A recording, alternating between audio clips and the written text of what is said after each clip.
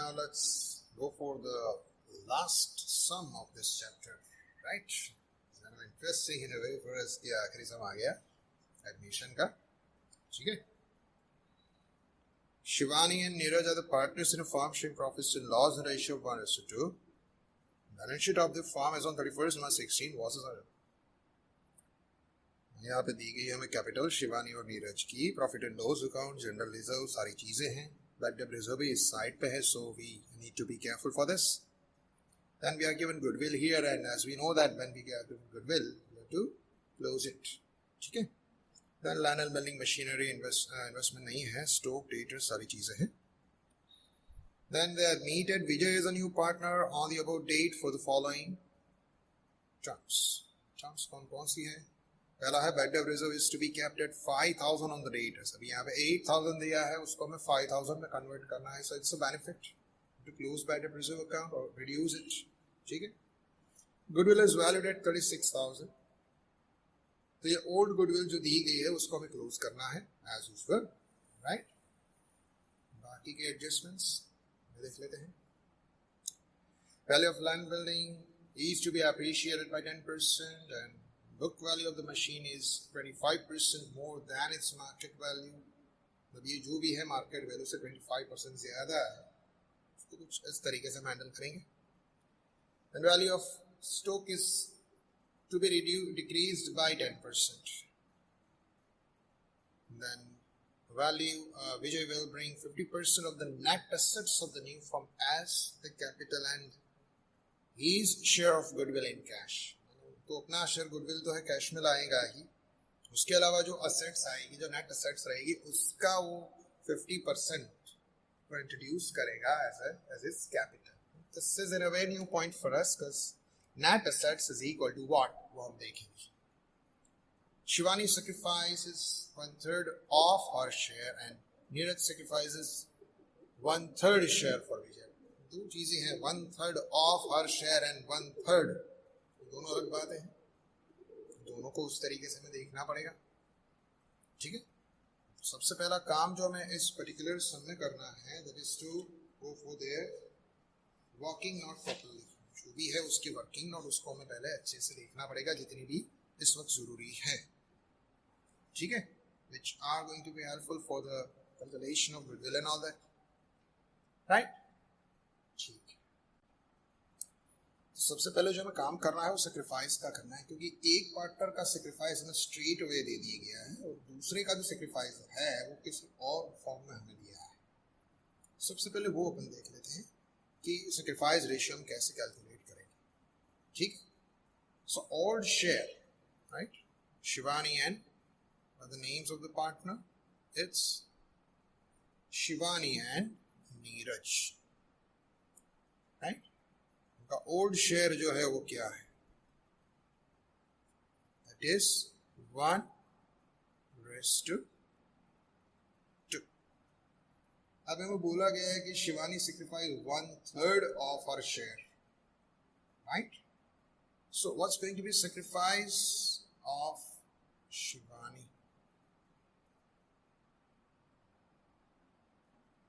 That is उसका जो share है उसका 1/3. So it's 1/3 of her share, तो उसका शेयर भी 1/3 है और 1/3 का 1/3 वो सेक्रीफाइस करेगी, so it becomes 1/9. This is her sacrifice, right, sacrifice of Shivani.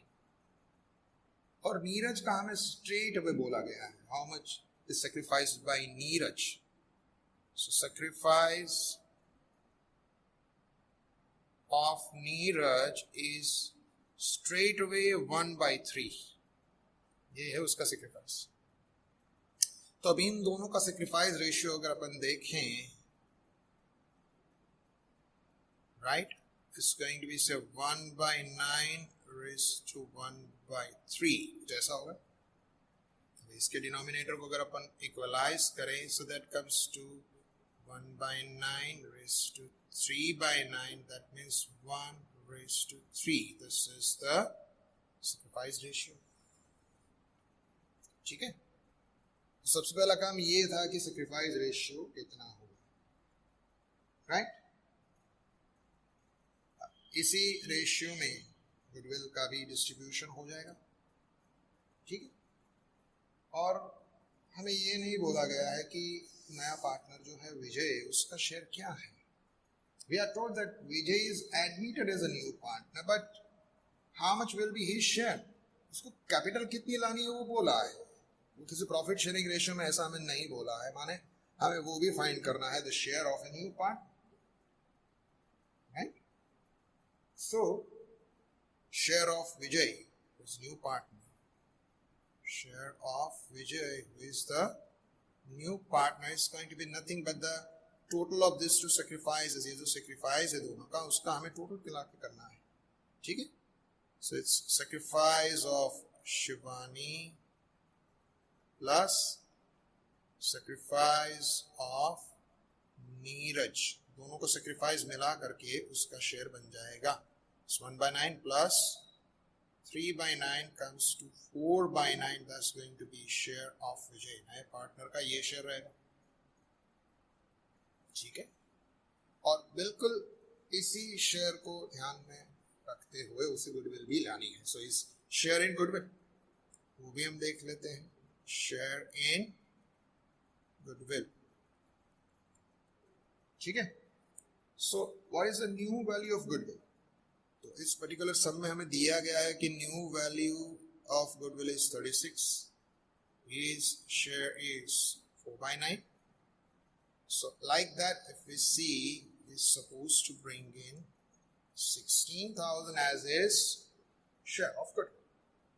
16,000 जो है वो गुडविल के तौर पर लाएंगे, और ये जो 16,000 है ये दोनों पार्टनर के बीच में डिवाइड हो जाएंगे इन द रेशियो ऑफ 1:3, ठीक है। So this is the way we can better work on this. Fine. So now it's time to start this sum in form of entering the data in accounts. चलिए अभी हम शुरू करते हैं इस सम को। पहले अपन लिखेंगे ओपनिंग बैलेंसेस जो भी है, ठीक है। Sorry, so by balance programme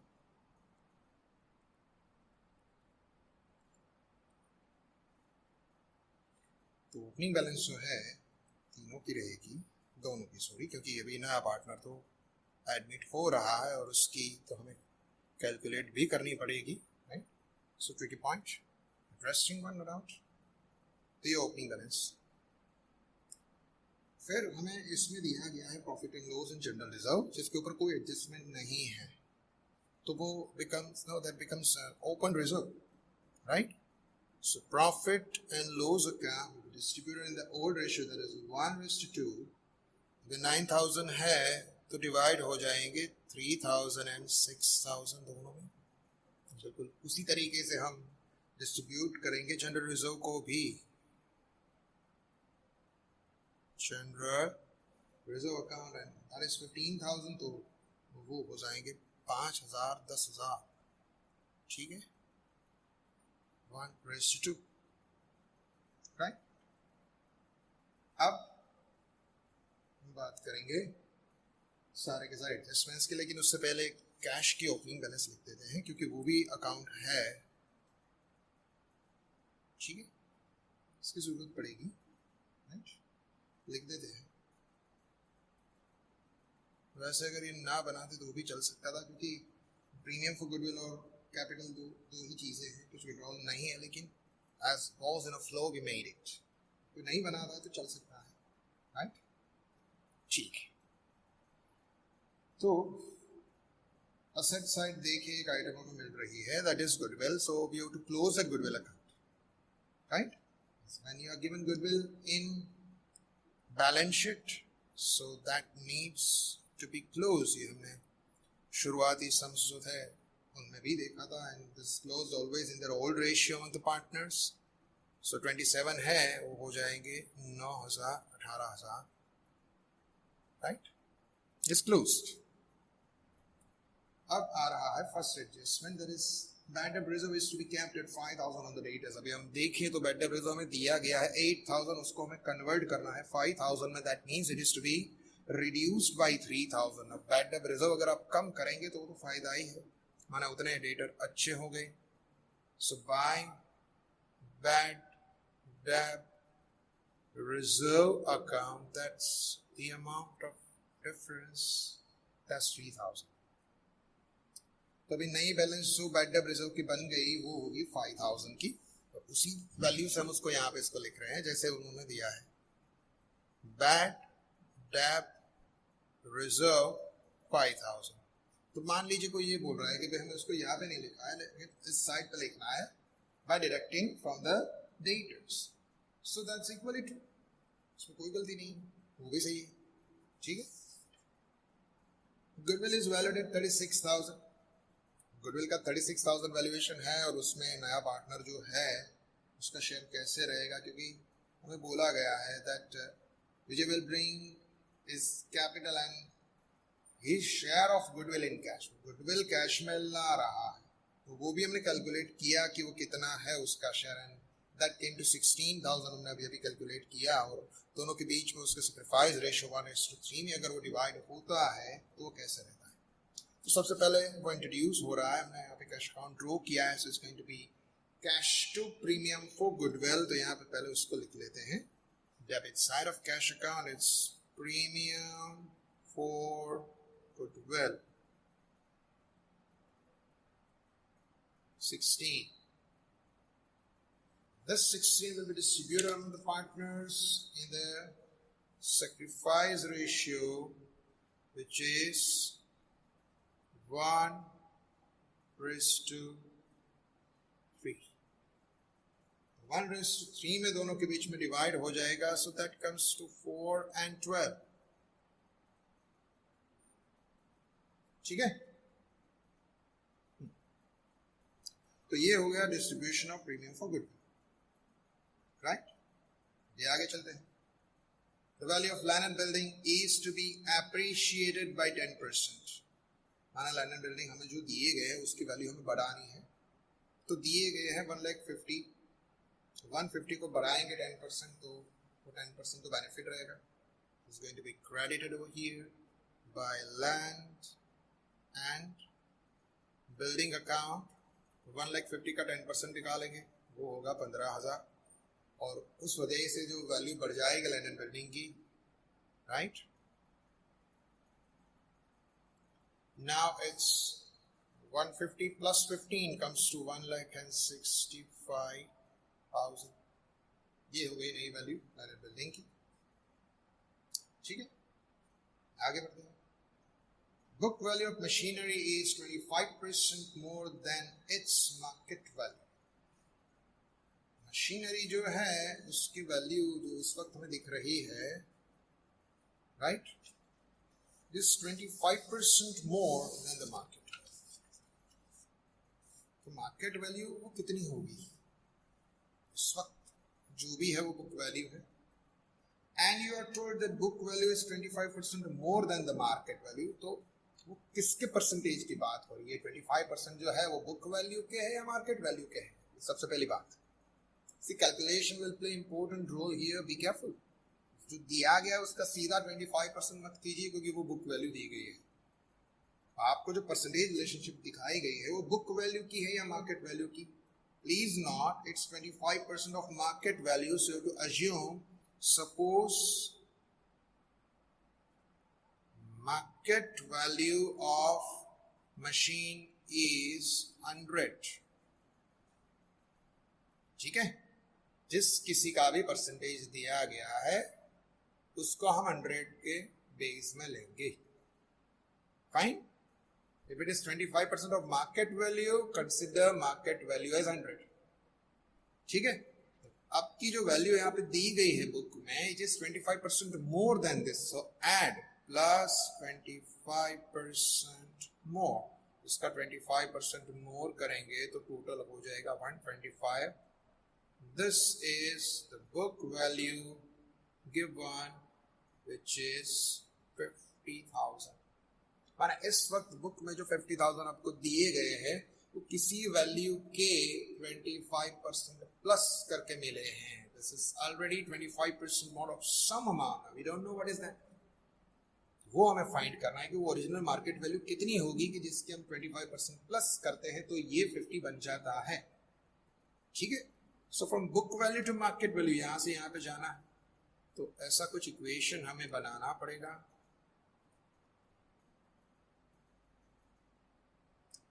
book value 125 है, मार्केट वैल्यू उसकी 100 है। बुक वैल्यू अगर 50 होती है तो मार्केट वैल्यू कितनी रहेगी, उसको अगर आप क्रॉस मल्टीप्लाई करेंगे, right, so it's gonna be like this, is 50,000 into 100 divided by 125, तो जो आपको आंसर मिलता है वो है 40,000। This must be the market value, ठीक है। 25,000 होगी मार्केट वैल्यू, सॉरी 40,000, 40,000। तो अब 40,000 का हम 25% करते देखते कि क्या होता है। See, it should result into this, ये सब टैली हो जाना चाहिए। जैसे मैं 100 में 25 ऐड करता हूं तो 125 मिलता है, वैसे ही इस 40,000 में उसका 25% मुझे निकालना है और ऐड करना है। So let's find is 40,000 into 25% and that comes to 10,000। तो इसका अगर हम 25% करते हैं तो वो मिलता है 10,000, और उसको ऐड करते हैं इसमें तो वो अपने आप 50 बन जाता है। That means the procedure followed by us, that's correct. तो नटशेल में क्या आता है कि ये बुक वैल्यू है, ये मार्केट वैल्यू है, हमें इसको मार्केट वैल्यू में तब्दील करना है, उसको कन्वर्ट करना है।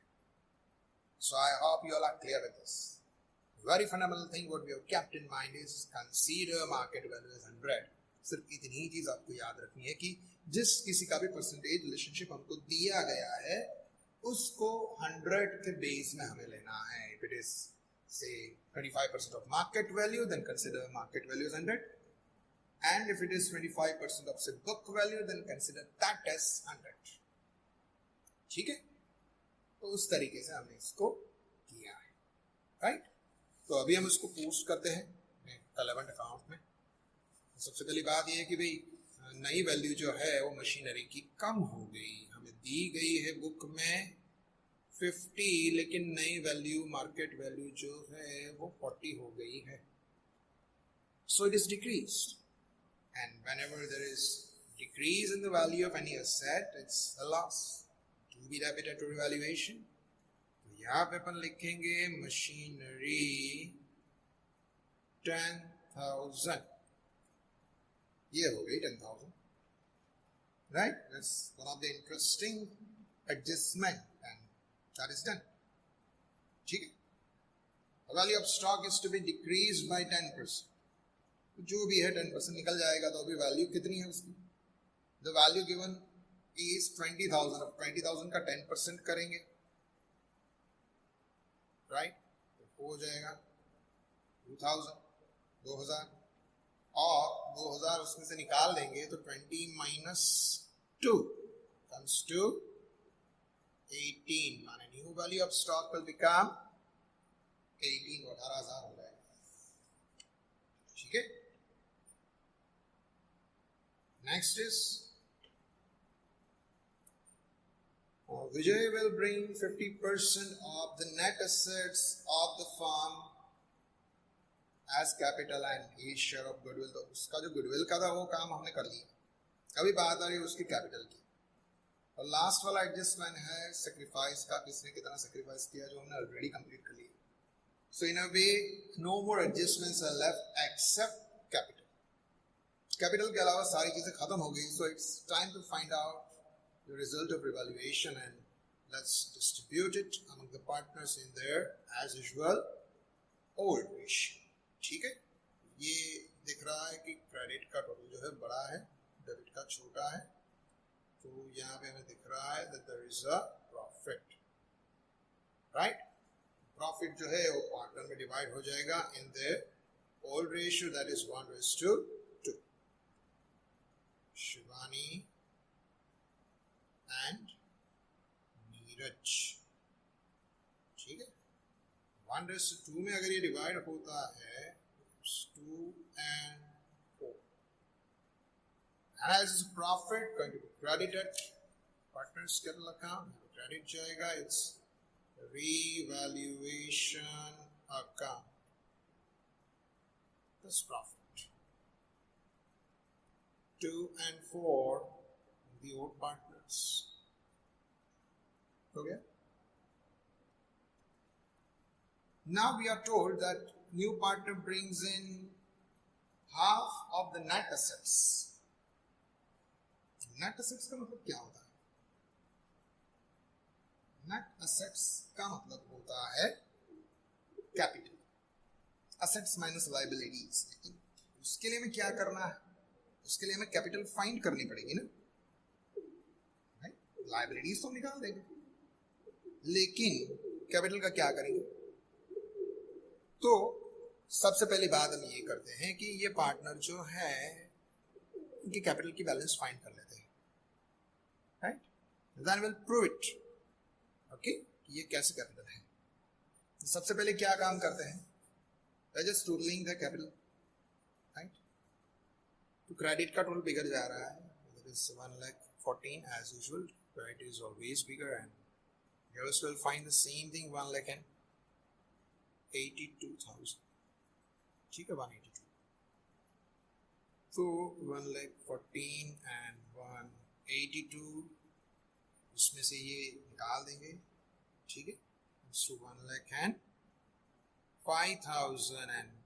If we subtract from this, comes to 1,64,000. This will be their balance carried forward. अभी विजय का काम इस वक्त नहीं करेंगे, see afterwards. लेकिन इस वक्त इन दोनों की कैपिटल हमें ये मिल रही है. ठीक है, तो कुछ कैलकुलेशन देख लेते हैं किस तरीके से सारी चीजें होंगी. So first of all, let's understand the meaning of net assets.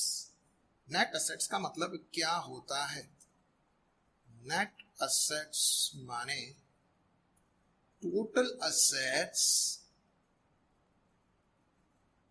minus total liabilities. माना assets में से अगर liability निकाल देंगे तो जो बचता है उसको हम net assets बोलते हैं. तो क्या बचेगा? जो बचेगा वो कैपिटल ही होगी ना. अब जरा सा सोचिए, I'm just giving you a rough idea कि अब छोटा सा ऐसा स्ट्रक्चर बनाते हैं. ठीक है, बैलेंस शीट का. राइट, तो बैलेंस शीट में इस जगह पे क्या होता है? इस लायबिलिटी साइड, एसेट साइड को अगर अपन देखें तो यहाँ पे लायबिलिटी प्लस कैपिटल ऐसा कुछ है ना. यहाँ पे आप लिखेंगे कैपिटल्स और यहाँ पे लिखेंगे लायबिलिटीज और यहाँ पे होंगी सारी की सारी एसेट्स. तो जैसा होगा, तो अब इस एसेट्स में से अगर मैं ये लायबिलिटीज जो है वो निकाल दूं तो जो बचेगा वो क्या होगा? समझ रहे आप? एसेट्स जो है उसकी वैल्यू में से अगर लायबिलिटी निकाल देते हैं तो बचेगा वो क्या होगा? Definitely going to be capital. तो सीधी तरह से नहीं बता रहे कि भाई टोटल कैपिटल का आधा हिस्सा वो लेके आएगा. समझ रहे आप? तो ये नहीं बोला गया है कि टोटल कैपिटल का हाफ लेके आएंगे. आपको ये बोला है नेट एसेट्स का लेके आएगा. तो आपको ये मालूम होना चाहिए कि नेट एसेट्स माने assets minus liability is equal to what? What remains is capital. तो यहाँ पे हम लिख सकते हैं net assets is equal to total capital. ये हम लिख लेते हैं. नेट एसेट का मतलब ये होता है कि टोटल कैपिटल. राइट, अभी टोटल कैपिटल माने क्या? तीनों पार्टनर की कैपिटल होगी ना. There are 3 partners, right? तो 2 की कैपिटल तो हमारे पास है ही. ठीक है, it's total capital but it's total of all, right? तो अभी टोटल में हमारे पास 3 है ना. इस वक्त तो 2 ही है, तीसरे का तो हमें मालूम ही नहीं. तो कैपिटल ऑफ शिवानी, शिवानी की कितनी कैपिटल है हमने अभी उसको फाइंड किया. ठीक है, that comes to 1,05,000. That's her balance. Then capital of Neeraj, वो भी हमने find किया. His balance is 1,64,000. And Vijay, we don't know what he is supposed to bring in. ठीक है, लेकिन इन तीनों की जो टोटल कैपिटल उसको नेट एसेट्स बोलते हैं. और ये जो नेट एसेट है उनका आधा हिस्सा वो लेके आता है. How much does it bring in? Is bringing in half of total. Net asset का आधा माने टोटल का आधा हिस्सा उसका, बाकी में ये दोनों. So half will be contributed by him. The remaining is this.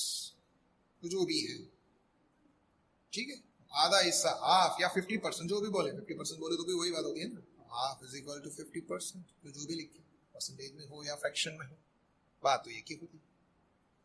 तो एक साइड ये दोनों है उसका टोटल है और बाकी का आधा इनका, तो इन दोनों का टोटल कितना होगा, just total it. So that comes to 2,69,000. This is half. ये 50% है और बाकी का 50% ये, यानी जितना इनका है उतना ही वो लेके आएंगे। If 50 is this, then again remaining 50 is this only. तो विजय जो है उसको यही चीजें लेके आनी है, half. He's supposed to bring in half of that, right? So 50, 50, 100. So the capital of Vijay will be the same. उसे यही कैपिटल लेके आनी है। As it's 50%, अगर 25 होता तो हम ये लिखते कि 75 to 25 ऐसा कुछ, तो आधा ही है तो वही लेके आएगा, ठीक है।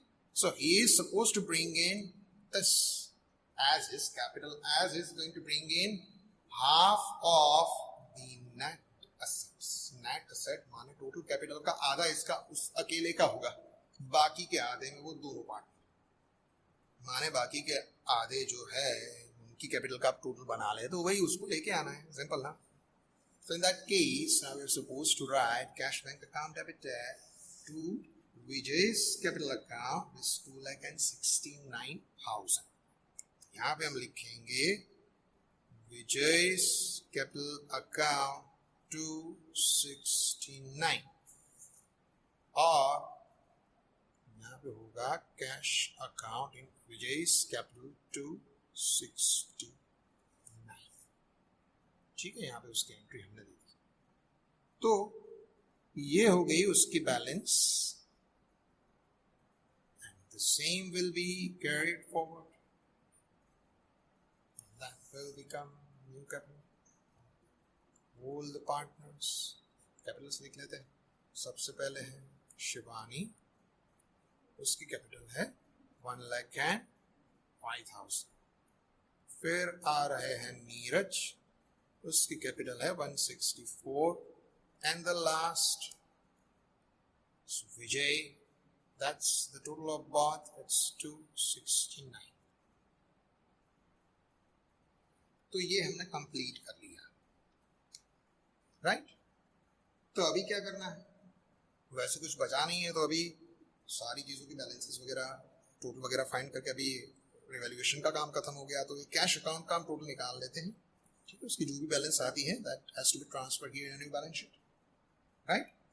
सो here you can see the total of cash account is 3,05,000 और वही हम यहाँ पे लिखेंगे by balance carried forward 3,05,000, and that's going to be entered over here as new balance of cash is 3,05,000, ठीक है।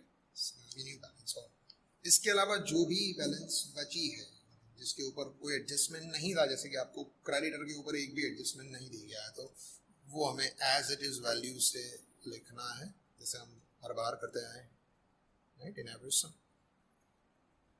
इसके अलावा कोई भी असर अगर बची है, जैसे कि बिल्स रिसीवेबल हमें दिए गए हैं इस सम में, जिसके ऊपर हमें एक भी एडजस्टमेंट नहीं दिया गया, so write the as it is value, it's simple formally what we have to perform ना, जो भी है डेटर्स, जो भी एडजस्टमेंट था that was not related to debtors but that was related to better reserve. तो सारी एसेट्स आ गए including the latest balance of cash account. ये हम टोटल निकाल देते हैं, क्या आता है, 5,68,000, this is total of all. So this is the end of this particular sum, including every working knot and total, and this is the end of this chapter also. ये आखिरी सम था। तो एक्सरसाइज में काफी सारे सम्स आपको दिए गए हैं, it is for your practice and it's highly advisable that every student should practice in that direction, fine. So नए लेक्चर में जब हम मिलेंगे तो वो होगा नया chapter, that is going to be the retirement death of the existing partner. ठीक है, थैंक यू वेरी मच.